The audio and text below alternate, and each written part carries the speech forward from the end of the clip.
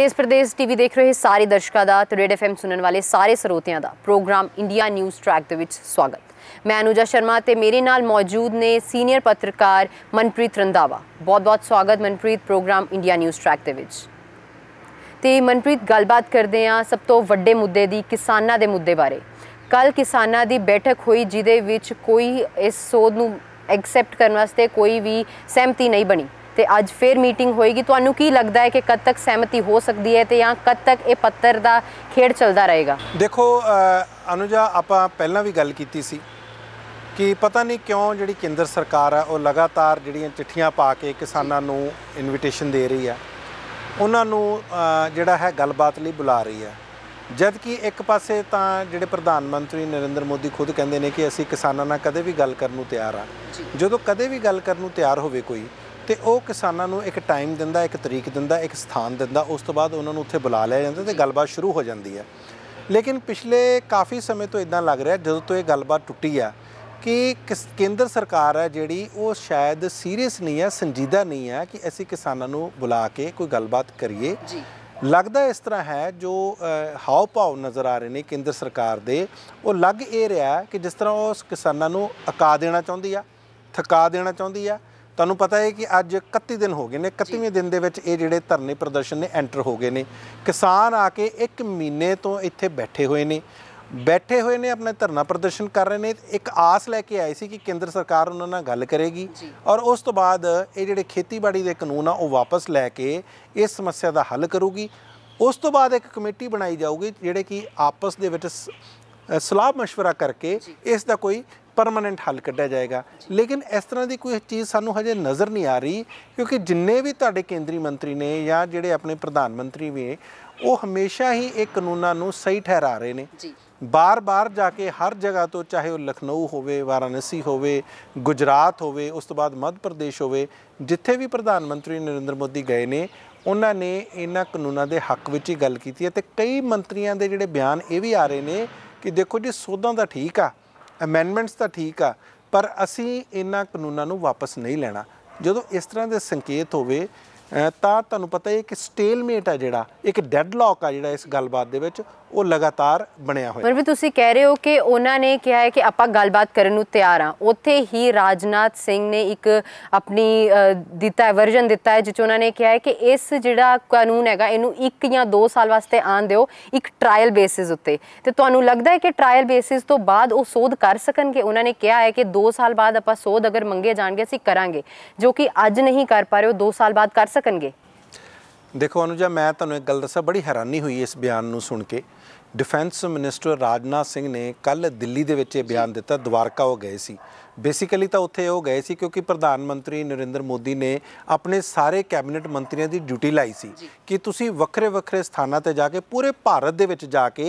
मेरा ये संदेश लैके जाओ, किसानां नाल बैठो, क्योंकि वो वीडियो कॉन्फ्रेंसिंग राही कई किसानां नाल जुड़ना चाहुंदे सी। तुहानूं पता है किस तरह उन्होंने जिहड़ा किसान सम्मान निधि योजना जिहड़ा हैगा ਉਹਦਾ ਉਹਨਾਂ ਨੇ ਕੱਲ੍ਹ ਉਦਘਾਟਨ करना सी, उस दे ਜਿਹੜੇ तलक वो गए सी राजनाथ सिंह।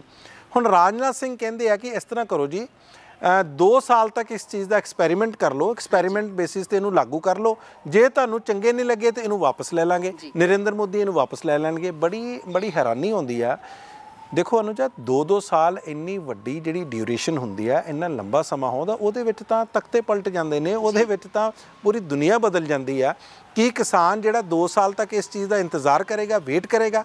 2 ਸਾਲਾਂ ਦੇ ਵਿੱਚ ਜਿਹੜੇ ਕਾਰਪੋਰੇਟਸ ਨੂੰ ਕਹਿ ਰਹੇ ਆ ਕਿ ਇਹ ਕਾਰਪੋਰੇਟ ਸਾਨੂੰ ਲੁੱਟ ਲੈਣਗੇ, ਕਿ 2 ਸਾਲਾਂ ਦੇ ਵਿੱਚ ਕਿਸਾਨ ਜਿਹੜਾ ਹੈਗਾ, ਤੁਸੀਂ ਦੇਖੋ ਪਹਿਲਾਂ ਹੀ ਕਿੰਨਾ ਉਹਨਾਂ ਦਾ ਬੁਰਾ ਹਾਲ ਹੈ। MSP ਤੇ ਕੋਈ ਚੀਜ਼ ਵਿਕ ਨਹੀਂ ਰਹੀ। ਆਲੂ ਜਿਹੜਾ ਹੈਗਾ ਤੁਸੀਂ ਦੇਖੋ ਬਿਹਾਰ ਦੇ ਵਿੱਚ, ਮੱਧ ਪ੍ਰਦੇਸ਼ ਦੇ ਵਿੱਚ, ਉੜੀਸਾ ਦੇ ਵਿੱਚ ਆਲੂ ਦੀ ਕੀਮਤ, ਹਰਿਆਣੇ ਵਿੱਚ ਵੀ ਇੰਨੀ ਡਿੱਗੀ ਪਈ ਆ। ਇਹ ਸਾਰੀਆਂ ਚੀਜ਼ਾਂ ਹੋ ਨਹੀਂ ਰਹੀਆਂ ਤੇ ਆਪਾਂ ਉਹਨਾਂ ਨੂੰ ਕਹਿੰਦੇ ਕਿ 2 ਸਾਲ ਦੇ ਲਈ ਤੁਸੀਂ ਰੁਕ ਜਾਓ। ਸੋ ਮੈਨੂੰ ਲੱਗਦਾ ਇੱਕ ਬੜਾ ਹੀ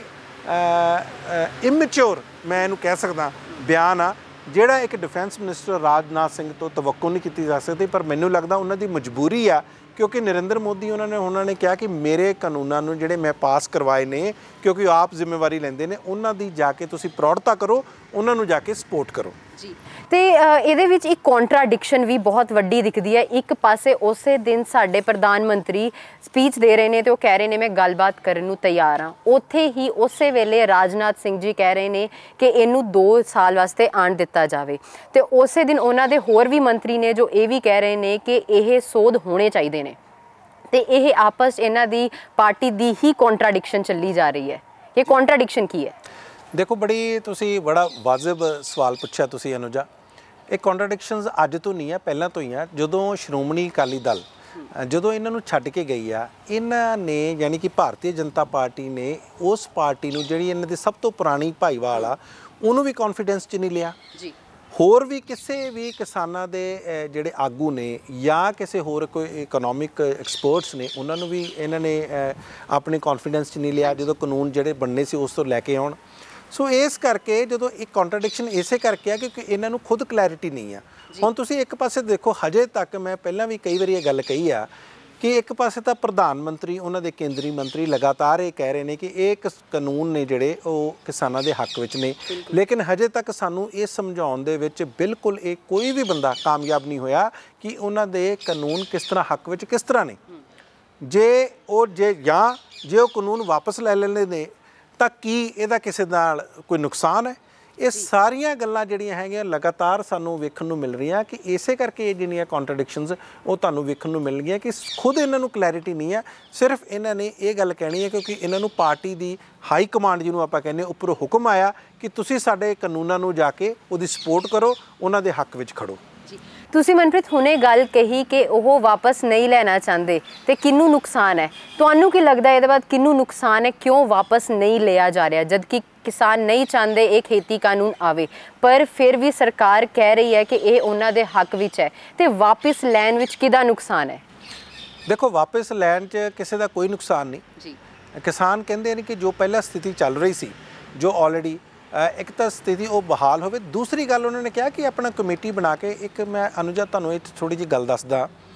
कि जिहड़ी पहला व्यवस्था चल रही सी जिहड़ी एग्रीकल्चर मार्केट प्रोड्यूस कमिटीज़ बनियां APMCs आपां उन्होंने कह दिंदे ने, वो कोई व्यवस्था बहुत वधिया नहीं है। उहदे विच सुधारां दी लोड़ आ, उहदे विच रिफॉर्म्स दी लोड़ आ,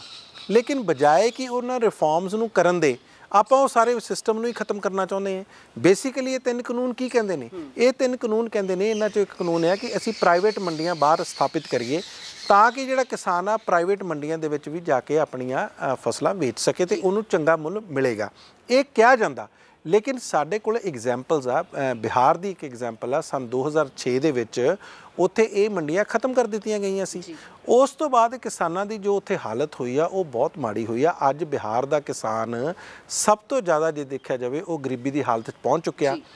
ਹੁਣ ਇੱਕ ਸਰਵੇ ਆਇਆ ਸੀਗਾ, ਬਿਹਾਰ ਦੇ ਕਿਸਾਨ ਦੀ ਮਹੀਨੇ ਦੀ ਜਿਹੜੀ ਆਮਦਨ ਆ ਇੱਕ ਔਨ ਐਵਰੇਜ ਉੱਥੇ 3,558 ਰੁਪਏ ਆ। ਤੁਸੀਂ ਦੇਖੋ 3,558 ਰੁਪਏ 'ਚ ਕੋਈ ਵੀ ਕਿਸਾਨ ਜਾਂ ਕੋਈ ਵੀ ਪਰਿਵਾਰ किस तरह अपना खर्चा चला सकता। सो साडे कोल बड़ियां एग्जाम्पल्स इस तरह दियां जिहदे च ये दस्सिया गया कि ये जिहड़े खेती कानून है किसी दे हक च नहीं है। हाँ जे किसी दे हक च आ वो है कॉरपोरेट्स दे वड्डियां कंपनीज दे, ये आपां नूं पता ही है जी। बिल्कुल। ਤੇ ਇਹਦੇ ਵਿੱਚ ਤੁਸੀਂ ਹੁਣੇ ਗੱਲ ਕੀਤੀ ਕਿ ਬਿਹਾਰ ਦੇ ਜਿਹੜੇ ਕਿਸਾਨ ਨੇ ਉਹ ਬਹੁਤ ਘੱਟ ਮਾਲੀ ਹਾਲਤ ਵਿੱਚ ਜੀ ਰਹੇ ਨੇ ਤੇ ਇਦਾਂ ਹੀ ਕੱਲ ਪ੍ਰਧਾਨ ਮੰਤਰੀ ਜੀ ਨੇ 18,000 ਕਰੋੜ ਰੁਪਏ ਦੀ ਇੱਕ ਰਕਮ ਜਾਰੀ ਕੀਤੀ ਆ ਤੇ ਉਹਨਾਂ ਨੇ ਉਸੇ ਵੇਲੇ ਮਮਤਾ ਬੈਨਰਜੀ ਸਰਕਾਰ ਦੀ ਵੀ ਆਲੋਚਨਾ ਕੀਤੀ ਕਿ ਉਹ ਇਸ ਸਕੀਮ ਦਾ ਆਨੰਦ ਆਪਣੇ ਕਿਸਾਨਾਂ ਨੂੰ ਲੈਣ ਨਹੀਂ ਦੇ ਰਹੀ। ਇਹ ਬੜਾ ਇੰਟਰਸਟਿੰਗ ਸਵਾਲ ਆ ਜੀ। ਦੇਖੋ अनुजा, ये गल है कि प्रधानमंत्री ने कल एक स्पीच की जी, बड़ा वड्डा उन्होंने एक इवेंट किया। यही स्कीम जिन्हों आप किसान सम्मान निधि योजना कहने आ, ये अज की कोई नवी स्कीम नहीं सी। ये सन 2018 ਦੇ ਵਿੱਚ ਲਾਂਚ ਕੀਤੀ ਜਾ ਚੁੱਕੀ ਹੈ। ਬਿਲਕੁਲ ਅਖੀਰ ਤੇ ਕੀਤੀ ਸੀ, ਉਦੋਂ ਹਜੇ ਲੋਕ ਸਭਾ ਦੀਆਂ ਚੋਣਾਂ ਹੋਣੀਆਂ ਸੀ सन 2019 ਦੇ ਵਿੱਚ। ਉਸ ਤੋਂ ਪਹਿਲਾਂ ਇਹ ਲਾਂਚ ਕੀਤੀ ਸੀ ਤੇ ਉਦੋਂ ਇਹਨਾਂ ਨੇ ਕਿਹਾ ਸੀ ਕਿ ਹਰ 4 ਮਹੀਨਿਆਂ ਬਾਅਦ ਕਿਸਾਨਾਂ ਨੂੰ ਅਸੀਂ 2,000 ਰੁਪਇਆ ਉਹਨਾਂ ਦੇ ਡਾਇਰੈਕਟ ਖਾਤਿਆਂ ਦੇ ਵਿੱਚ ਪਾਵਾਂਗੇ। ਪਹਿਲਾਂ ਮੈਂ ਥੋੜਾ ਜਿਹਾ ਦੱਸਦਾ कि गल तो ये बड़ी वड्डियां करते हैं। तुसीं देखो 9 करोड़ किसानों नूं कहा गया कि असी 18,000 करोड़ रुपया देवांगे। देखो जी, जे एक किसान लाइए तो उन्होंने लगभग साल के 6,000 रुपए मिलते हैं। अनुजा, तुहानूं जान के बड़ी हैरानी होगी कि एक किसान नूं एक दिन दे इहदे विचों सिर्फ 16 रुपए 32 पैसे मिलते हैं, एक किसान के हिस्से आउंदे ने। ठीक है ना जी। ਹੁਣ ਜੇ मैं एक गल करा एक तुहानूं होर कैलकुलेशन दसदा कल कहंदे आ कि 9 करोड़ किसानां नूं असीं 2-2 हज़ार रुपया पाता जे वो सारा आपां कैलकुलेट करिए तो वो बनते हैं टोटल